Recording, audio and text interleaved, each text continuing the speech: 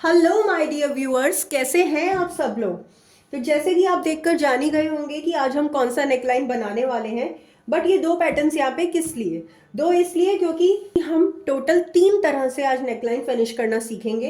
एक पैटर्न तो वही है जो हमने पहले दो नेकलाइंस में सीखा था, हमारा पेस्टिंग वाला पैटर्न। बट उसमें मैं सिर्फ आपको पेस्टिंग कट कैसे होगी ये बताने वाली हूँ। पेस्टिंग कैसे फिनिश होगी, कैसे पेस्ट होती है, कैसे उसका अटैचमेंट का तरीका होता है, वो सब जानने के लिए आप पहले दो वीडियोस देख सकते हैं, जिसमें आपको और नेकलाइंस भी सीखने को मिल जाएंगे और साथ में पेस्टिंग का अटैचमेंट का तरीका भी पता लग जाएगा। साथ ही में ये दो पैटर्न्स भी मैं आपको बताने वाली हूँ कि और दो नए तरीकों से राउंड नेकलाइन कैसे फिनिश हो सकती है। तो चलिए ज्यादा टाइम ना वेस्ट करते हुए स्टार्ट करते हैं।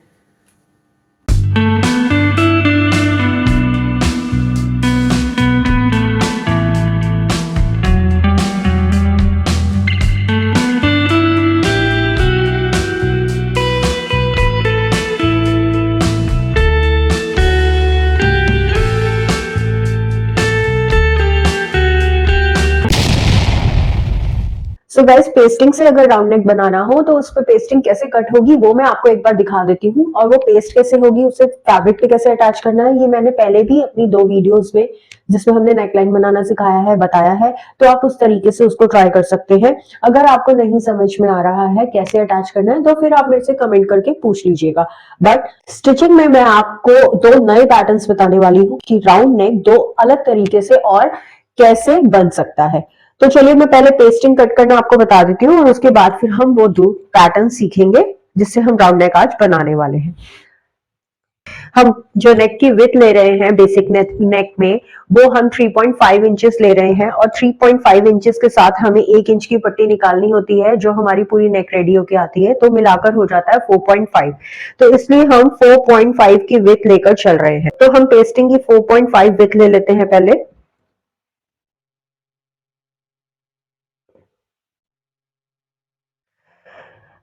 आप में से जिसने भी ये वीडियोस पहले देखे होंगे तो उनके पास पहले से 4.5 की विड्थ निकली हुई होगी, तो आप उसको यूज कर सकते हैं। 4.5 की हमने पेस्टिंग की विड्थ निकाली ऑन फोल्ड। सिर्फ एक हिस्सा नहीं चाहिए हमें, ऑन फोल्ड पे हम विड्थ निकालते हैं क्योंकि जब भी हम अपर या कोई भी ड्रेस बनाते हैं तो फोल्ड करके बनाते हैं, पूरा खोलकर मार्क नहीं करता है। इसलिए हमने ऑन फोल्ड पे 4.5 की विड्थ ले ली। चलिए 4.5 की विड्थ लेने के बाद जो नेक की डेप्थ मैं लेकर चल रही हूँ वो मेरी 7 इंचेस की है। राउंड नेक है इसलिए हमने शोल्डर पे रखकर इसको स्लैंटिंग में ही मेजर किया हुआ है। ऑन एन एवरेज नीचे से आप 1 से 1.5 इंच का पट्टी छोड़ दीजिए।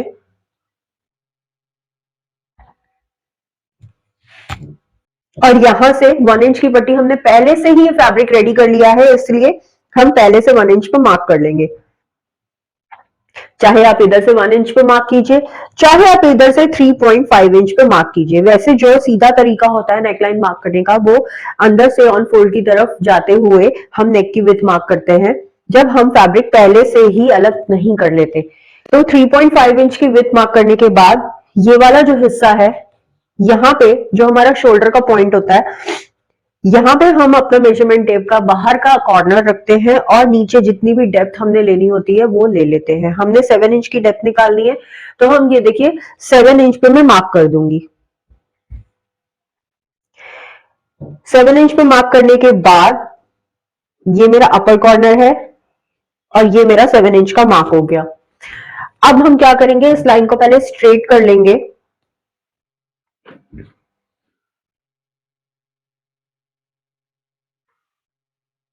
इस लाइन को स्ट्रेट करने के बाद हम यहां से इस वाले कॉर्नर से ये जो 7 इंच का हमने मार्क लगाया था यहां से सीधा आके नापेंगे कि कितना आ रहा है। मेरा आ रहा है 6.1 इंचेस। तो ये 6.1 इंचेस यहां से आ रहा है, तो यहां पे भी मैं एक बार स्ट्रेट लाइन बना दूंगी 6.1 इंचेस की।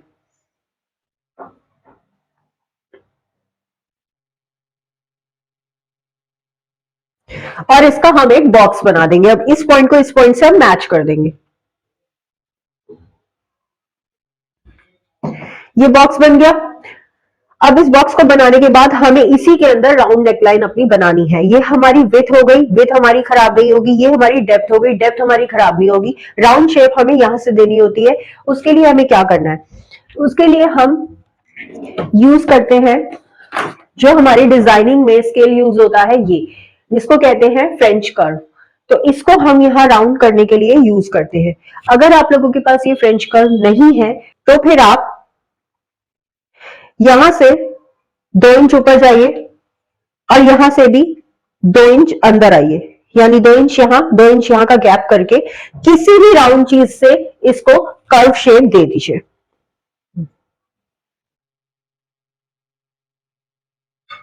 तो आपका राउंड शेप निकल के आ जाएगा। अगर आप इसको और ज्यादा नैरो करना चाहते हैं नीचे से, तो फिर ये जो मैंने यहां से 2 इंच लिया था, ये आप 2.5 ले सकते हैं। आप और बाहर की तरफ आ सकते हैं और यहां से भी आप और अंदर की तरफ जा सकते हैं। तो ये जो कर्व है आपका, ये कर्व ऊपर से आते हुए आपका और थोड़ा छोटा हो जाएगा और आपकी जो राउंड नेक की शेप है वो कुछ इस तरीके से आ जाएगी।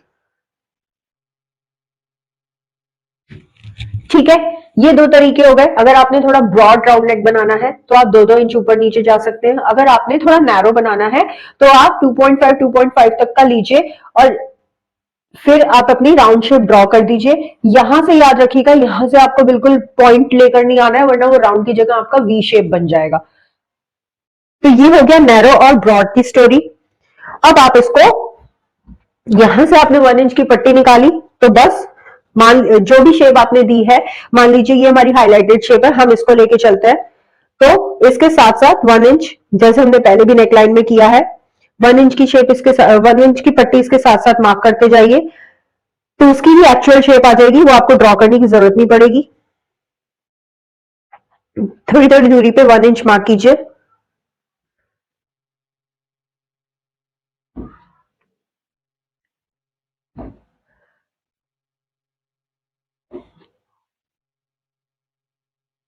तो आपकी राउंड नेक की पट्टी 1 इंच के हिसाब से रेडी हो जाएगी। अब मैं आपको इसको कट करके दिखाती हूँ।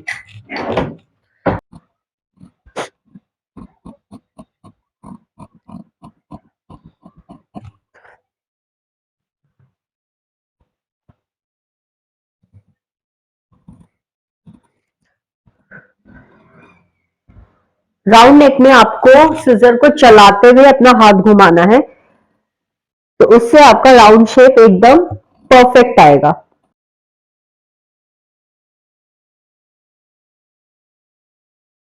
एकदम राउंड शेप निकल कर आया, एकदम गोल। आप चाहे तो किसी भी राउंड ऑब्जेक्ट से इसको नाप के भी देख सकते हैं।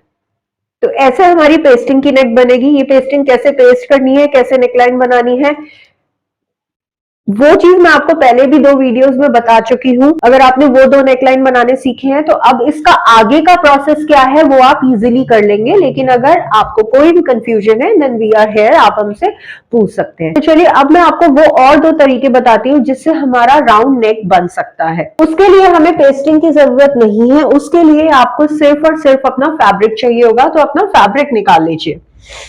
राउंड नेकलाइन बनाने के लिए आपने जो फैब्रिक लिया है उसको आप फोल्ड कर लीजिए इस तरीके से, ऐसे लंबाई में रखिए। ये फैब्रिक का ग्रेन लाइन है और फिर उसको ऐसे करके ऑन फोल्ड कर लीजिए। ऑन फोल्ड आपने कितना फैब्रिक करना है, हम अभी सीख रहे हैं। हमें रफ फैब्रिक चाहिए तो हम 7 या 7.5 इंच का फैब्रिक लेंगे। 7 या 7.5 इंच क्यों लेंगे, वो इसलिए लेंगे क्योंकि जो हम नेकलाइन बनाते हैं वो हम शोल्डर्स के बीच में बनाते हैं। सबसे पहले हम शोल्डर मार्क करते हैं ड्रेस का, शोल्डर के अंदर हमारी नेकलाइन बनती है।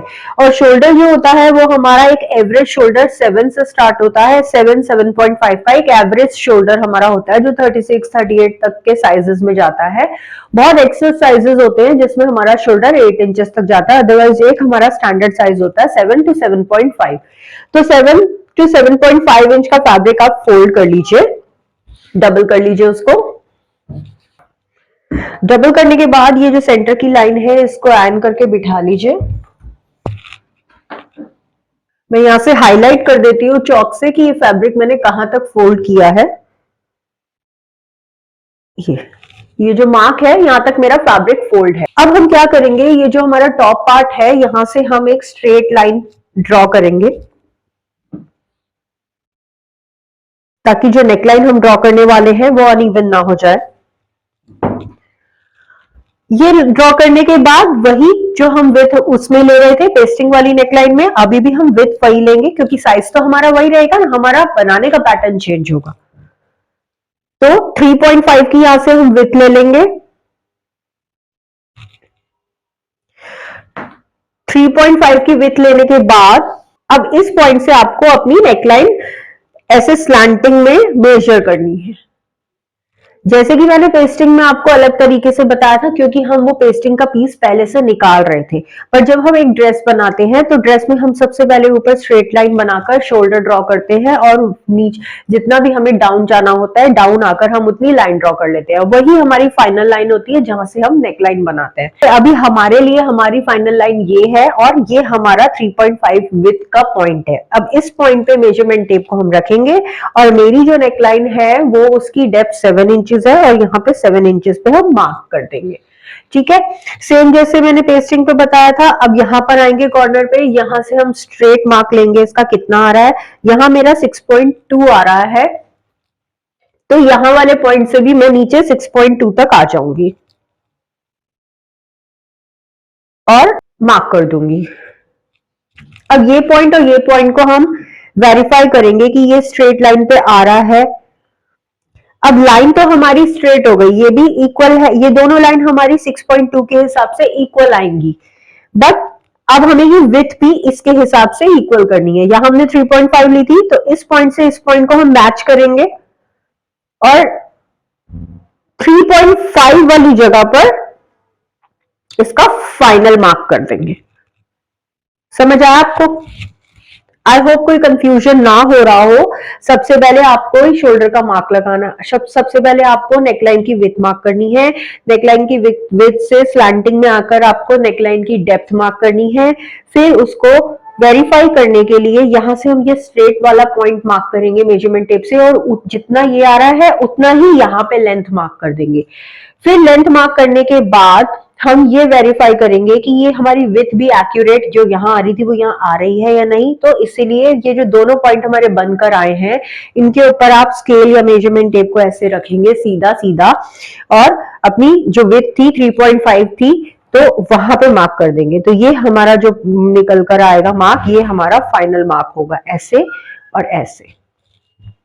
अब इस पे हम एक बॉक्स क्रिएट कर देंगे।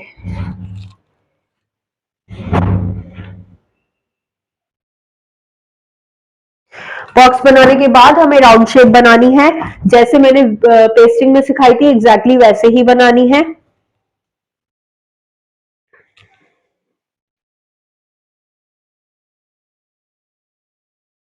स्केल है तो स्केल से बनाइए, अगर स्केल नहीं है तो मैं ऑलरेडी एक बार बता चुकी हूं कि आपको राउंड शेप कैसे ड्रॉ करनी है।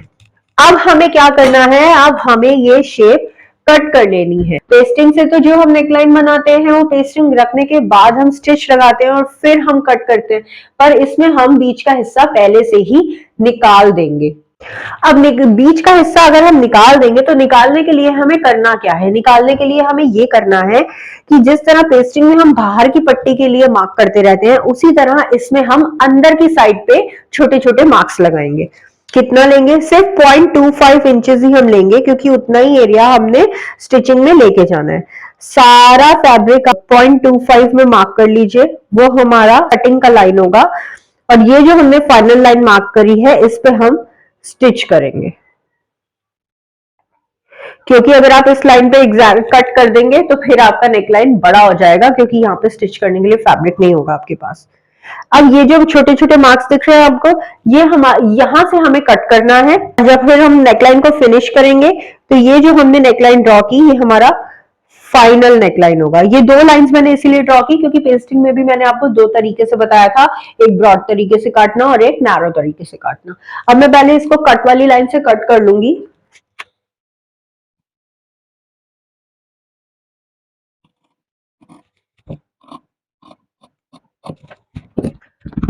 और नीचे से जितना भी आपने ड्रेस का फैब्रिक रखना हो सैंपल के लिए उतना ले लीजिए। 2 इंच का फैब्रिक मैं ले लेती हूँ नीचे से और इसको एक स्ट्रेट लाइन ड्रॉ कर देती हूँ और ये पूरा फैब्रिक अब मैं निकाल लूंगी।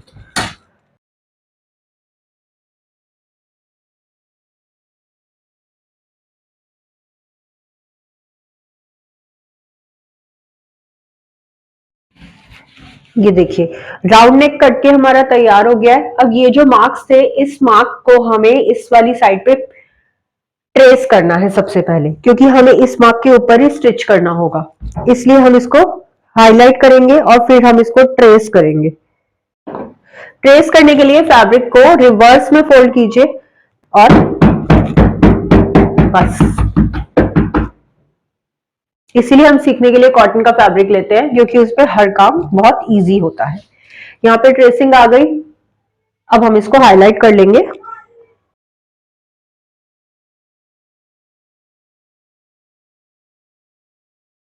अब इस नेकलाइन को फिनिश कैसे करना है? फिनिश करने के लिए एक फैब्रिक का पीस ले लीजिए। फैब्रिक का पीस लेने के बाद हमें करना क्या है, ये हमारी फैब्रिक की ग्रेन लाइन है। ग्रेन लाइन का मतलब फैब्रिक हमारा ऐसे जा रहा है, देखिए ये फैब्रिक की कन्नी है, मैंने इसे ऐसे बिछाया, यानी कि जो मेरा फैब्रिक है ऐसे रन कर रहा है। अब ऐसे रन कर रहा है तो हमें जो पट्टी निकालनी है वो ऐसे टेढ़े में निकालनी है, क्योंकि जब हमारा फैब्रिक हम ऐसे सीधा रखते हैं तो वो टाइट रहता है, स्टिफ रहता है, ऐसे भी स्टिफ रहता है, लेकिन जब हम फैब्रिक को ऐसे डायगनली कट करते हैं तो वो स्ट्रेच होता है, ये देखिए। तो इसीलिए हमें ऐसे डायगनली पट्टी निकालनी है, और वो पट्टी कितने इंच की निकालनी है ये मैं आपको समझाती हूँ। यहां पे हमने कितना रखा था स्टिच के लिए, सीम अलाउंस हमने रखा था 0.25। तो 0.25 जो हमारे फैब्रिक की पट्टी है वो स्टिच में चली जाएगी। उसके बाद हम उसे पीछे रिवर्स करेंगे, तो पीछे रिवर्स करने के बाद हमें 1 इंच की पट्टी चाहिए, और 1 इंच की पट्टी रिवर्स करने के बाद जो अंदर फोल्ड होगी उसके लिए भी हमें 0.25 चाहिए।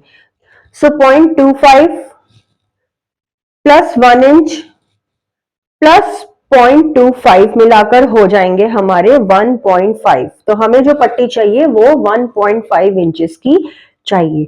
हम अभी इसको सिंगल पट्टी निकालेंगे एक लंबे फैब्रिक में से, अदरवाइज हम इसमें जॉइंट लगाकर भी इस पट्टी को बना सकते हैं, ताकि हमारा सारा फैब्रिक वेस्ट ना हो। जैसे कि मेरा ये डायगनली पहले से कटा हुआ है, तो मैं अपनी जो पट्टी है वो यहीं से निकालूंगी डायगनली, और अगर मुझे पट्टी ज्यादा लंबी चाहिए होगी तो मैं 2-3 पट्टियां निकालकर उसमें से उसको ज्वाइन करूंगी।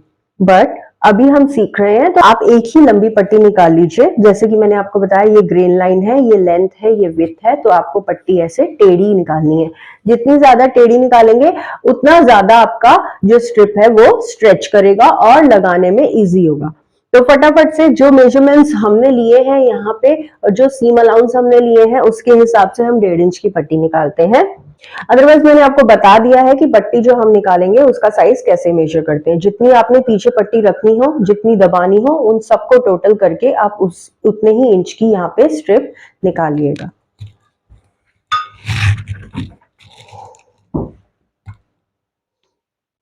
तो मैं भी एक टेढ़ी स्ट्रिप निकाल लेती हूँ, एक लंबी ही। एक लाइन मैंने ड्रॉ कर ली ऐसे डायगनली, 1.5 इंच मैं यहां से निशान लगा दूंगी। क्योंकि स्ट्रिप लंबी है इसलिए 2-3 जगह पे आप मार्क लगा दीजिए। स्ट्रिप ड्रॉ हो गई, अब इस स्ट्रिप को हम कट कर लेंगे।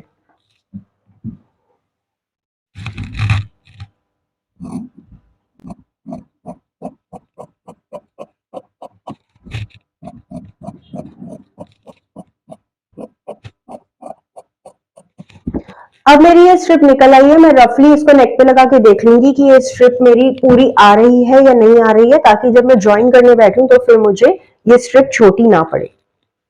ऐसे यहाँ पे हम अटैच करेंगे, और बस ऐसे बिना इसको स्ट्रेच किए रफली ऐसे मैं देख लूंगी साथ साथ लगा के।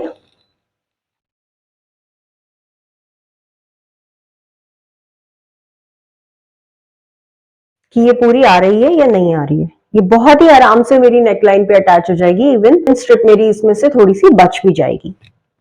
तो चलिए अब इसको अटैच कैसे करना है वो देख लेते हैं। अब ये जो हमारी स्ट्रिप निकली है, जैसे कि यहाँ पे हमने 0.25 सीम अलाउंस लिया है, यहाँ पे भी हम पूरे में 0.25 का मार्क कर लेंगे, ताकि जब हम इसको घुमा के अटैच करें तो हमारी जो स्ट्रिप है वो इवनली अटैच हो, कहीं से ज्यादा या कहीं से कम ना जाए।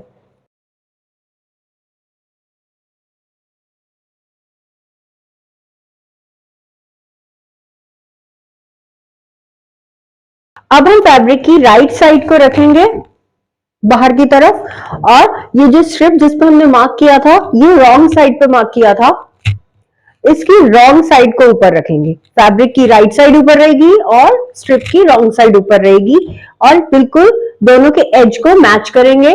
और जो हमने मार्क्स लगाए हैं, इस मार्क के ऊपर हम स्टिच करना शुरू करेंगे, और मशीन के ऊपर इसको कैसे घुमाना है ये हम स्टिच करते हुए चेकआउट करते हैं।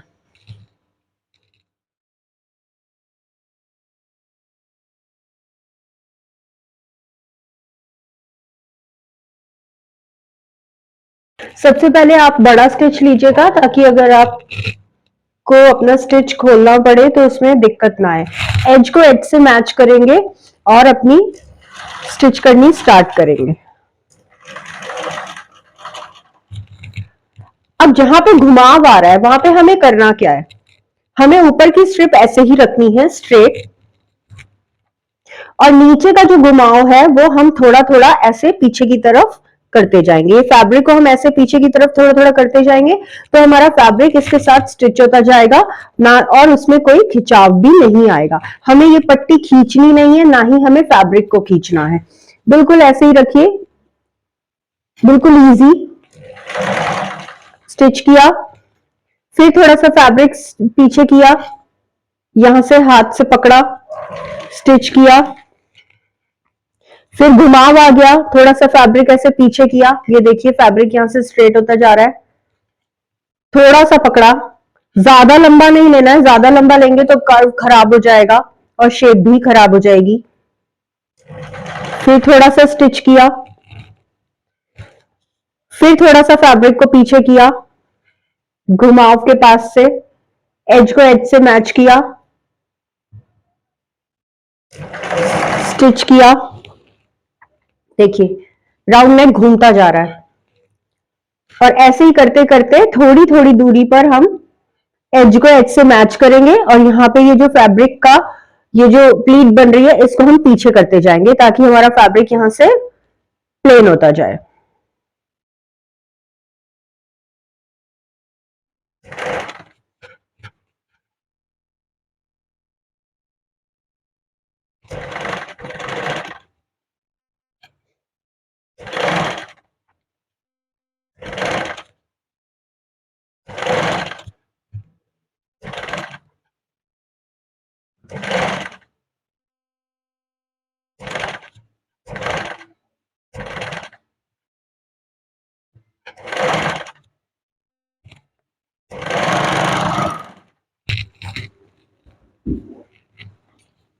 मैंने अलग कलर का थ्रेड इसलिए यूज किया है ताकि वीडियो में अच्छे से विजिबल हो सके। अब हमें इसको टर्न कैसे करना है, सबसे पहले तो इसको टर्न करने से पहले हम सारा फैब्रिक एक तरफ ले आएंगे ऐसे, और ये जो हमने स्ट्रिप अटैच की है इसको भी ऐसे बाहर की तरफ ले आएंगे, और बाहर की तरफ नीचे का भी जो स्टिच था वो फैब्रिक भी बाहर की तरफ और ऊपर की पट्टी भी बाहर की तरफ लाके ये स्ट्रिप के ऊपर एकदम कोने कोने में हम एक स्टिच लगाएंगे। मेक श्योर आपका जो जो सिलाई आप कर रहे हैं वो इस कपड़े के मेन फैब्रिक के ऊपर ना आए, वो सारा कपड़ा जो हमारा स्टिच में आ गया है वो सारा बाहर निकाल के स्ट्रिप के ऊपर ही आए और एकदम कॉर्नर पे आए।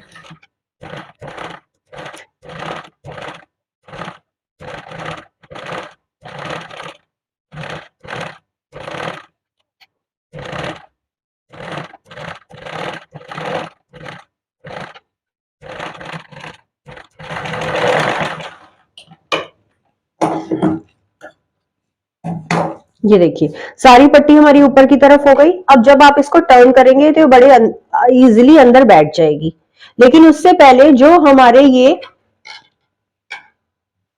जो कर्व्स हैं यहाँ पे हमें नॉच लगाना है, यानी कि छोटे छोटे कट्स लगाने हैं, अदरवाइज ये अंदर मुड़ नहीं पाएगा। जब भी हम राउंड नेक बनाते हैं या कहीं से भी राउंड में हम टर्न करते हैं फैब्रिक को, तो वहां पे हमें छोटे छोटे नॉचेस लगाने होते हैं। तो चलिए वो देख लेते हैं।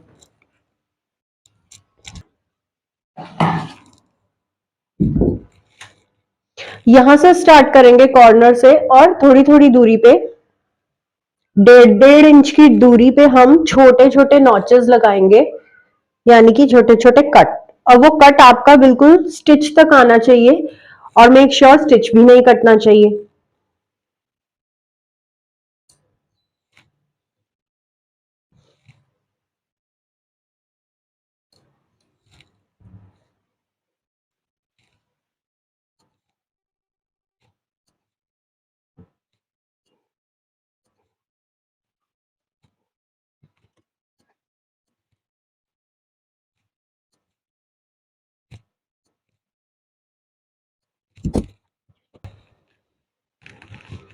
अब यही नॉचेस, ऐसे ही नॉचेस हमें यहां इस पट्टी पे भी लगाने होंगे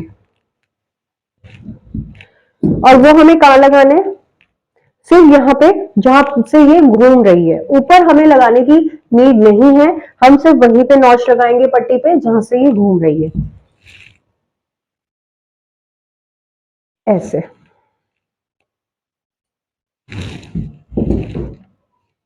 दैट्स इट, ये दो ही नॉच लगाए मैंने। अब मैं इसको अंदर घुमाऊंगी।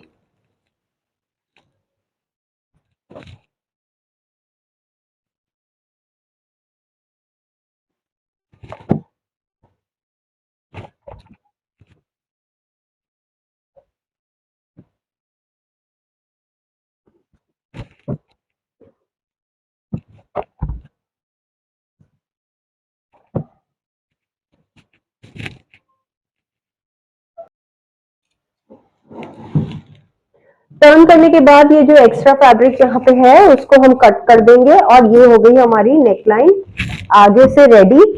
अब जो पीछे जो हमने फैब्रिक जो टर्न किया है उसको क्या करना है, उसको हम यहां से तुरपाई करेंगे, यानी हैमिंग करेंगे। हैमिंग कैसे, जैसे कि मैंने आपको पहले भी बताया था कि 2.25 इंच हमें अटैचमेंट के लिए चाहिए, 1 इंच की हम पट्टी बनाएंगे और बाकी का जो 0.25 इंच है वो ऐसे थोड़ा थोड़ा अंदर फोल्ड करके हम पूरे की यहां से लेकर यहां तक अंदर हैमिंग करेंगे फिनिशिंग के लिए। देखिए ऐसे। आप चाहें तो पहले पूरे फैब्रिक को प्रेस से बिठा सकते हैं या फिर इस पे एक रॉ स्टिच दे सकते हैं, ताकि जब आप हैमिंग करने लगेंगे सुई धागे से तो आपको दिक्कत नहीं आएगी।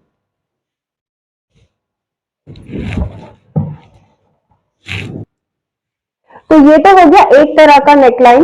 एक मैंने आपको पेस्टिंग के साथ पहले ही बता दिया है। अब जैसे कि मैंने आपको वीडियो के स्टार्टिंग में बताया था कि अपार्ट फ्रॉम पेस्टिंग नेकलाइन हम और दो तरीके से नेकलाइन बनाना सीखेंगे, तो वो दूसरा तरीका क्या है वो मैं इसके साथ एक दूसरी वीडियो में बताऊंगी, क्योंकि ऑलरेडी ये वीडियो काफी लंबा जा रहा है। तो पूरा इंस्टेड पूरा वीडियो एक साथ देखने के आप पहले ये वाला ट्राई कीजिए, इसके साथ बैक टू बैक ही वो वीडियो भी मैं पोस्ट करूंगी जिसमें इसका दूसरा फिनिशिंग करने का तरीका बताया होगा। इस वीडियो में इतना ही। ये दूसरे तरीके से कैसे फिनिश होगा जल्दी आ रही हूँ उस वीडियो के साथ। तब तक के लिए अपना ध्यान रहिए, ट्राई करते रहिए, स्वस्थ रहिए, मस्त रहिए। Bye bye.